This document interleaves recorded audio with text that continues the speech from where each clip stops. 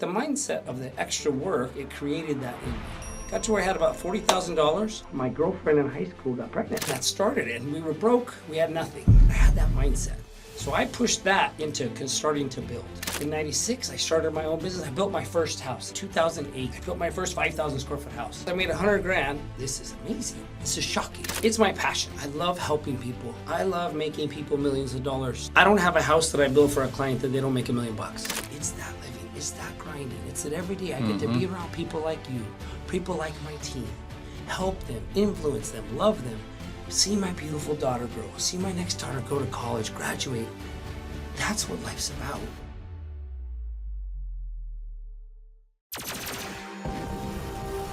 Hey, welcome to another episode of Uncommon Edge. Hey, welcome to an episode of Uncommon Edge, and I have my good friend, Mr. Adon, in the house today. I'm really glad we were able to pull this off. I know it's been in the works for a while, but now that you're starting to get settled down here in Scottsdale, it's nice to have you around. Thank you so much. I can't wait till it's full time and you're not, going between Albuquerque and Scottsdale. But nonetheless, we're going to unpack this thing. We're going to break it all down, how we got connected, what we're up to, what you're up to, especially with what's going on here in this real estate market in Phoenix. It's just crazy. But so how did you get into... Adon is a home builder, unbelievable home builder, okay? And he's been in Albuquerque pretty much your whole life. 30-year anniversary for building. 30 year. So how did all that start? Like, what was it that triggered it? And then what? Yeah. So born and raised in Albuquerque, grew up very poor, very in the worst part of Albuquerque there is. And my family was very poor. My family lived a tough life. It's just what it was. Well, we moved out to a little suburb called Los Lunas. And we moved out there when I was 12. And at 12, we moved out there without much money, but my dad had bought land. Land was cheap, $1,000 an acre back then. And he bought 50 acres. And once that land was paid off, we moved out there when I was 12 and we built his house. We didn't have money, so we built and I learned.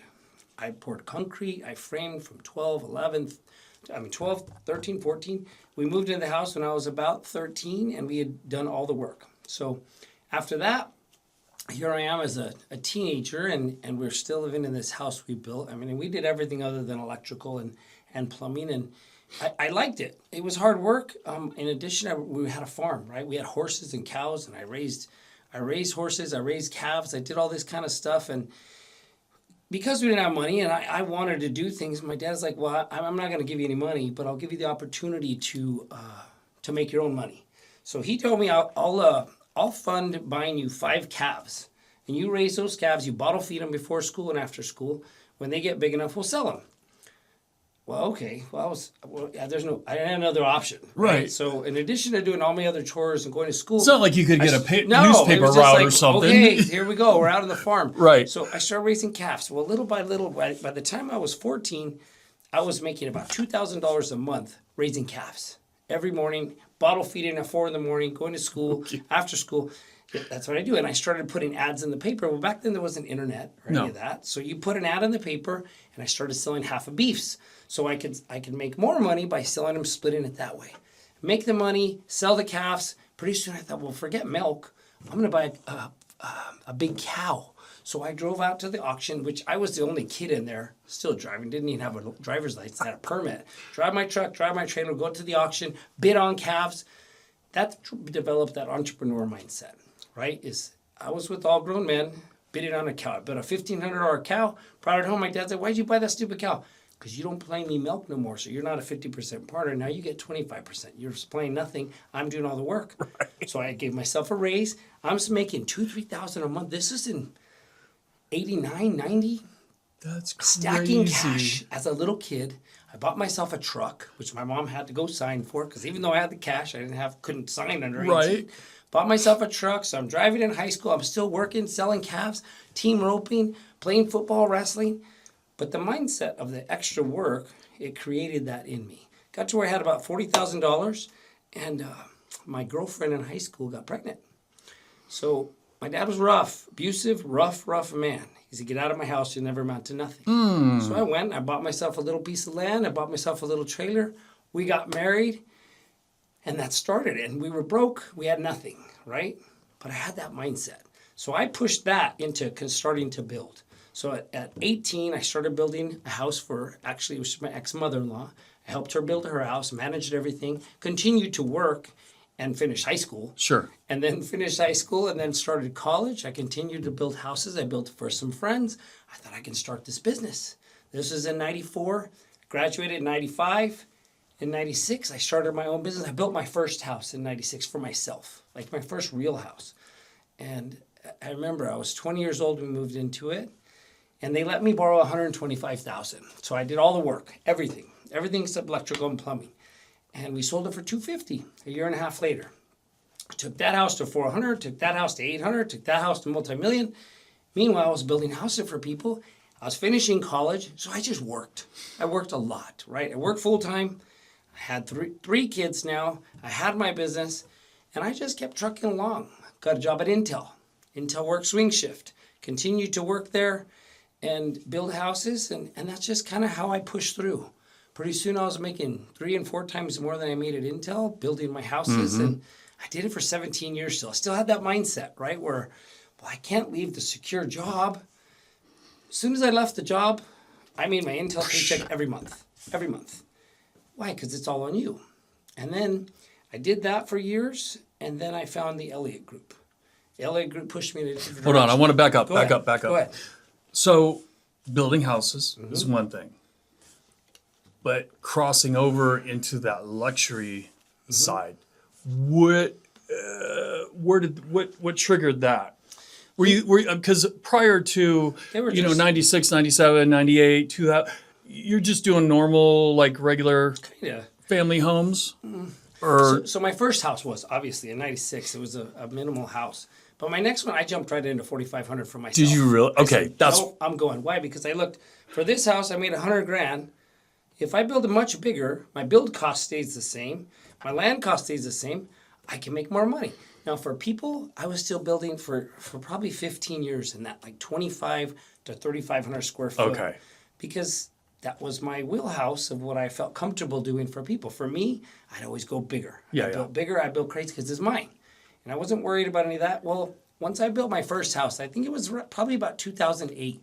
I built my first 5,000 square foot house. And I remember it was the sweetest old man. He says, I have no budget. Well, to me, I just, what do you mean? What do you mean no budget? He's like, no, budget doesn't matter. I just make my wife happy. He was an older man. He was sickly. He's like, I want my wife to have something beautiful. So I built this crazy house for him, 5,000 square foot. It had a first courtyard house. It had a courtyard in the middle. It didn't have a pool in it, but it was massive. It had casita, it had all this cool stuff. And I remember him saying, well, I want you to add a roof on it. He went to a Cowboys game. And I said, well, I'm not going to put a retractable roof. But I put these beams, I put all this stuff, and we finished. And I didn't charge, and I still don't. No change orders. I figured people hire me. I build that relationship. Whatever the cost is, the cost, but I'm not going to charge it. So he added tons. Finished the house. He comes by the house, and he says, Adon, I want to give you a bonus. And I said, well, thank you. That's really nice. He had a card. He said, you did about 80 change orders on my house. I run a business. He said, you should have charged me at least $30,000 in change orders for yourself. So he gave me a cash bonus of $30,000. No kidding. And I'm like, this is amazing. This is shocking, right? Especially back then, I think I was charging like $15 a square foot. It wasn't this huge profitable. Right. And I was like, this is shocking. I need to do more big houses. So that hit me. I started changing all of my model to not do anything under 4,000 square feet. Now I don't really do anything under 6,000 square feet. Why? Because there's more profit. The higher end the house, the more profit there is. It's like that in anything. If you're selling cars, you sell a Kia or you sell a Lambo, profit margin's the same. It's very different, right? So it led me toward, plus I loved working with people that had the ability for me to create, for me to be more of an artist and less of just a routine. Yeah. People that have money to be able to build a big, beautiful house, have the money for me to get creative, to do things like second floor waterfalls, like pools in the middle of the house, like all the things that we see in the houses that And I'm going to let you guys know his homes are unbelievable. And hopefully, what we'll do is we'll have the editors put some of your. I'll get some of your most recent videos from your last house that you did because I need people to see that. But yeah, it's just fun, and it's fun, right? It's my passion. When I left Intel and I did this, I love helping people. I love making people millions of dollars. I don't have a house that I build for a client that they don't make $1 million. There's very few people that ever come into your life and they make you $1 million. Not just talk, right? but I do it. Yeah. And not only do I do it, but I create it for their family.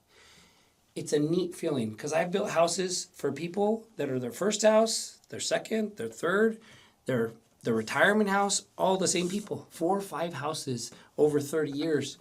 It's phenomenal. You see their kids grow. You're developing these. These are lifetime relationships. When we got married 5 years ago, 4 of my 7 groomsmen were clients that I didn't know 4 years before because I built their house, and that's the relationship I established with my clients. It's one built on trust, God, family, team, fitness, work. It goes like that. I live my life like that, and that impacts them. And some of them catch on. Some of them start doing some of the same things we do. Yep. But it's just so fun. Isn't it amazing how you start to attract the that same type people, of same like mine. people? That's why I love working with you. Same mindset, same ideas. You're a great husband, great father, successful businessman. You're Jack. It's just fun.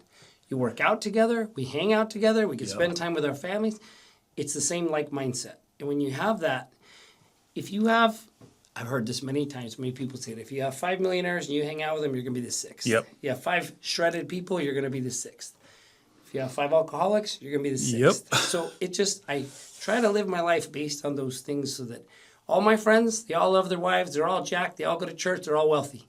Why? It's not by accident. It's because that's what maintains me so that I can be successful. All done by design. That's it. And you just plan that, and whenever it's not that, you give them an opportunity to coach them, help them, If we cut them. could have only figured that out In my 20s. 20 years 30s. earlier, Yes. 30 years, and that's for you guys out there that are in your 20s and 30s, take the advice and run with it because, I think what happens is that when you're coming up in your 20s and 30s, you kind of get a little bit of a God complex, like I know what I'm doing and it's my way or the highway type stuff, and that doesn't really serve us that well.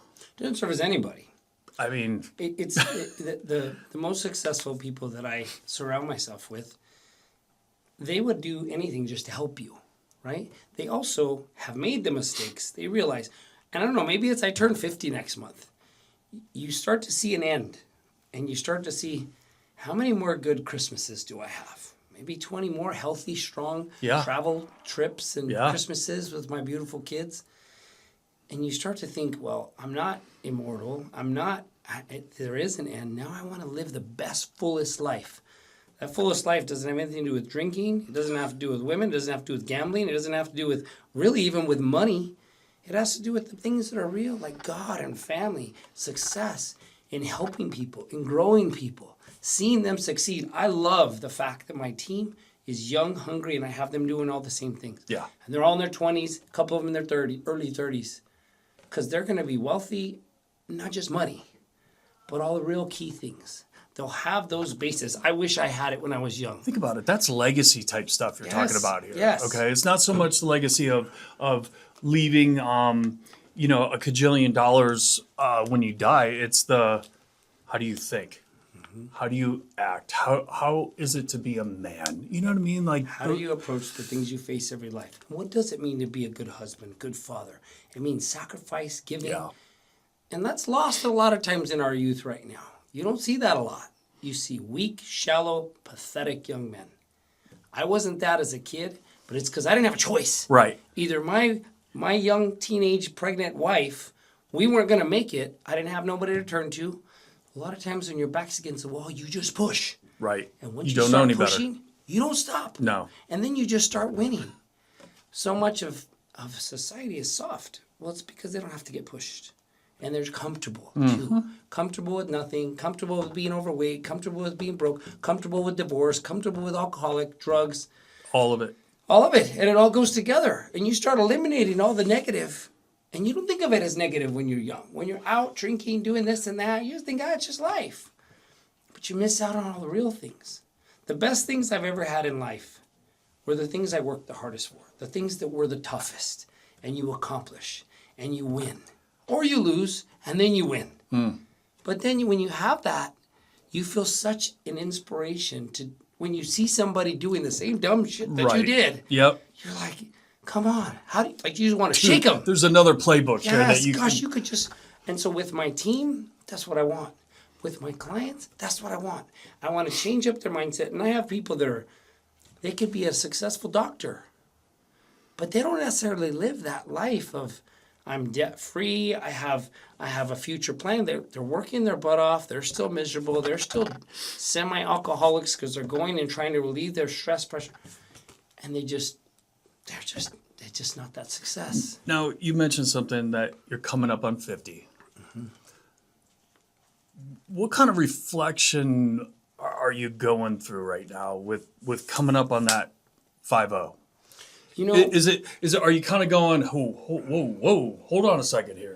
If I make it to 100, I'm at the halfway point. yeah.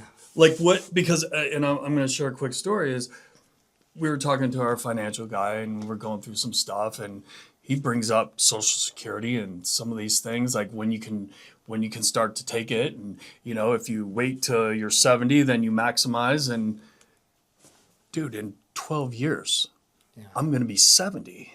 And I was like Kim and I just both, we were like, It's what? crazy. Yeah. So, and again, we have the moments, right? It's like, how, knock on wood, we're healthy as a horse, all that stuff, great. But life is life. Things get thrown, curveballs. Now we're kind of in that, it's about the moments. It's true. It's really about the moment. It's just the moment right now. It's going to be the moment tomorrow. But I want to know, like, how are you looking at that bigger picture now that you're coming up on that age? I think, so we have a 2-year-old. So I was married for 17 years. We had 3 beautiful children. They're 32, 30, and 22. They're basically done. My youngest just graduated college. She's going off to law school, but one of them works for me. One of them has his business. My daughter's in school. Well, I started all over. Got a beautiful young 31-year-old wife and a chubby little baby. We're going to have pregnant. So my whole thing is flipped now. Doing this again the second time, I'm not young, broke, teenager, struggling. Now the things I struggle for are very different.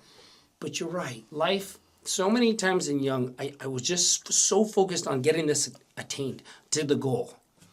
And then you accomplish the goal and you realize, it's just a house. That's it? Yeah. It's just a car. It's just a trip. Yeah, the balloons don't It's just fall a out of the watch. sky. Hey, the balloons don't fall out of the sky. There's no like, congratulations, It's just Adon. not what real life is. Now that I see that, I remember when my daughter was 2 and she started ballet and gymnastics. And I remember such a burden. That feeling of, I can't wait till this practice is over. I still have to do this and this. Very different mindset. I can't wait to go to her ballet. Yeah. I can't wait to take her on a walk. I can't wait for her to just go through the steps, and you love every second, even if it's hard and you're tired, because you do value and you do see that end. You see the end. You see the mortality of your life and who you are. Yeah. Of what you're actually going to leave. And I tell my kids all the time, I'm not leaving them nothing.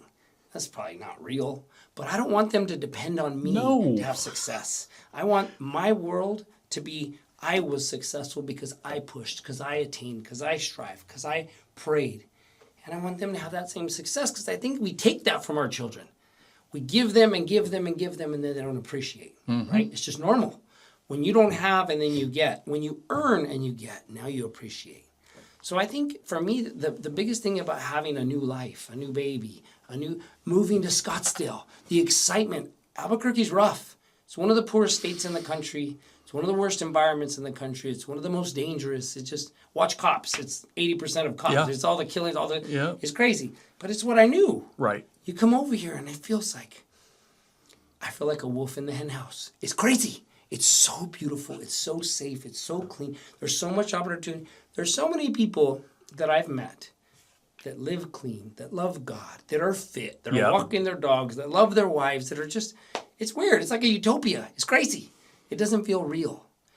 Every day, my buddy Ricky here, he came over and we're walking around the quarter the other night, and the lights are on, and he got an ice cream, and we're just like, this is nuts. This is safe. It's and beautiful literally, and clean. it makes no sense sometimes. Even me, the other day we were driving, and it was right after the gym, and the sun was coming up, and the silhouette of the palm trees and the sun coming up, and I told my wife, I go, hey, do you remember when we first moved out here in 1994? Remember how we'd always be like, oh my God, the palm trees and the mountains and the weather. It's like, I mean, what a great place. It's so invigorating. Being here is invigorating. Being around people that are successful is the same thing. You just don't see it a lot of places that I've ever been. I lived in Albuquerque all my life. I saw it in some of the people that I built these mansions for, because they're the 1% that can afford these houses. But you don't really get to feel it, because you still leave there and you're still in this rough area. Here, it's just surrounded. It's like seeing a bunch of fit people at the gym. You're like, well, yeah, they're all fit. They're all at the gym. Leave the gym and there's none. Well, when you're in that direct environment, well, here, it doesn't matter. They're everywhere. Right. There's so much opportunity. It's shocking. It's exciting.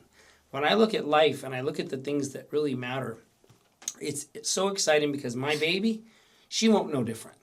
She'll know this life. She'll grow up with palm trees. She'll grow up with mansions. She'll grow up here, and she'll just be used to it. She'll grow up with feeling safe and secure. The things that we think we have, which we don't, and all you got to do is come back with me to Albuquerque a little bit. Feel how safe you feel. It's just what it is. You're setting the tone for her husband at some point for in her time. life. For him to say, oh boy.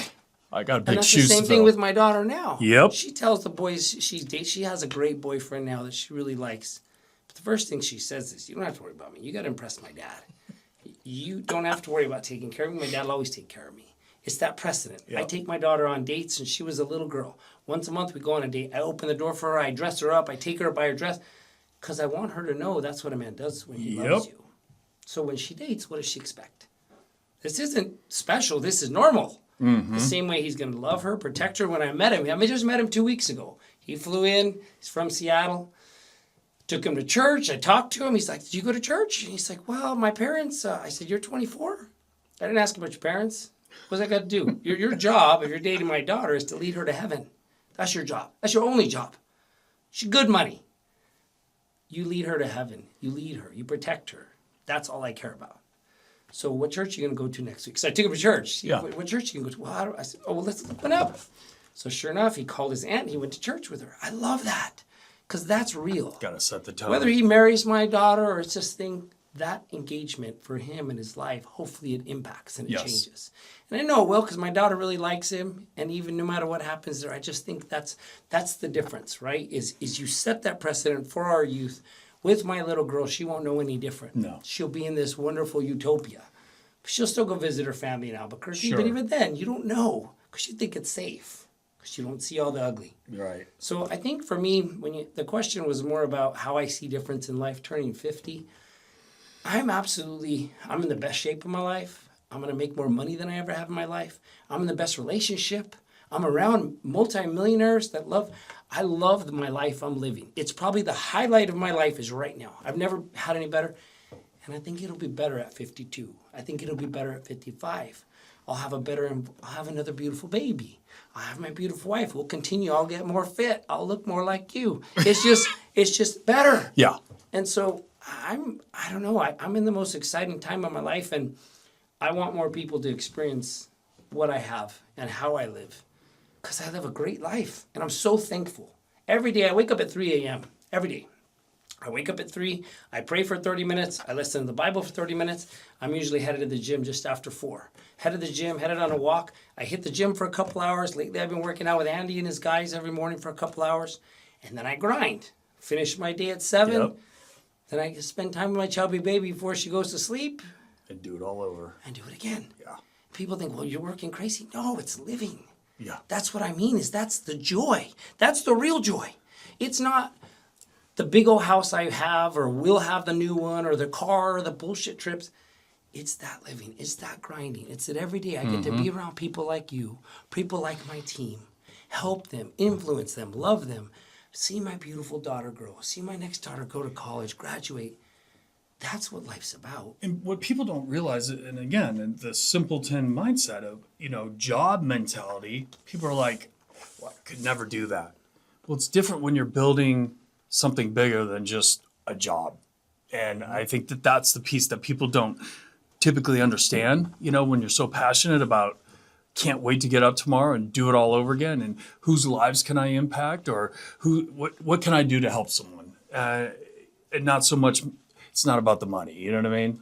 Even though it is, it's not, but it is, right? Right. Because I can, when I impact somebody, anybody who doesn't say it's not about the money, it's usually people that have money. Correct. People that don't have money, it's all about the money. I grew up poor as shit. Right. It was about the money. Just how are we going to pay how are we going to eat, right? We had to grow our food, kill our cows, or else we didn't eat. Right. Well, when you never had and then you have, and then when you are really making money, but then to influence people's mindset, you have to be that leader. You have to be that person. Andy told me that. Jason tells me that. They mentor me with stuff, coach and stuff. But you have to look a certain way. Mm-hmm. You have to attain. But if I was all the things that I'm doing and I wasn't wealthy, it's just, or like I was not that long ago, all the things I was, but I was overweight. Not a little. I was 305 pounds 2 years ago. Yeah. I'm 195 That now. picture of you with the suitcase. This is a whole different. You should put that picture on this. We'll put that on there? Okay. Put that one. Put the other one where I'm standing with my wife. My 48th birthday. Standing with my wife. I'm 300 pounds. And I was just happy, fat, thinking everything's great. Right. A little drunk. Yep. It's just you realize how dead you were. How miserable I was. I'm proud of you for making that depressed adjustment. I'm proud of you for that adjustment. Because it's hard. And then you feel so good. I remember my wife trying to buy me clothes. And me saying, I don't want clothes. I don't even look in the mirror. I can't look. Yeah. So you just divert the mirror. You brush your teeth, you're shaving, you just kind of. Yep. I look at the mirror now and I'm, not that I look so great, but I feel good. Yeah. You're like, oh, I got new clothes. Yeah. It's just the silly things. New clothes, we talked about it yesterday, but new clothes, a new haircut, having your car clean, these basic things. Doesn't it feel good when your car's clean? Car's clean feels like I got a new car. When you feel good and you look good, it feels like that about your body. That's that presentation of self. When you make the money, it's just icing. It just feels like, and I'm making money? This is great. But all those things, they lend itself to success. And people wonder, well, how come I'm not, when you talk about a job, when I talk about my Intel career, I felt like prison. It's a great company. Yeah. But man, when I go do my passion, and it lights you up. What lights you up? Making more money? No. Making an impact on people's lives. It wasn't always that I make every client $1 million, but it was hundreds of thousands. Here, it's more than $1 million. Right. But I get to impact them. I get to meet their beautiful wife, their kids, and create a dream for them, like an artist. But the difference is, this isn't a car that's worth half what it is the year after you buy it. They just made $1 million, and it changed their life. And when I do it again, they do it again. And very shortly, by the third house, they're debt-free. They're debt-free. If we've established more relationship, they're getting close to God. They're hanging out with me, so they're going to be better parents. They're going to be more engaged. They're going to stop drinking. They're going to be at the gym. And it all just starts to circle. All positive. All winning. Man, it's hard to beat that life. It's easy, and it's fun. Yeah. Easy. 3 a.m., 7 a.m. every day. That's it. But it's easy. Why? Because you're living your dream. Mm-hmm. You're impacting people. You're changing lives.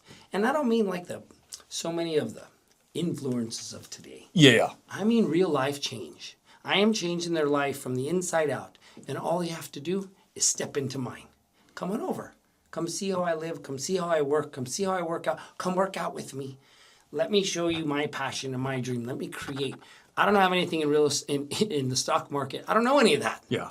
All my money, all my time is in real estate. It's all I know. It's all I do.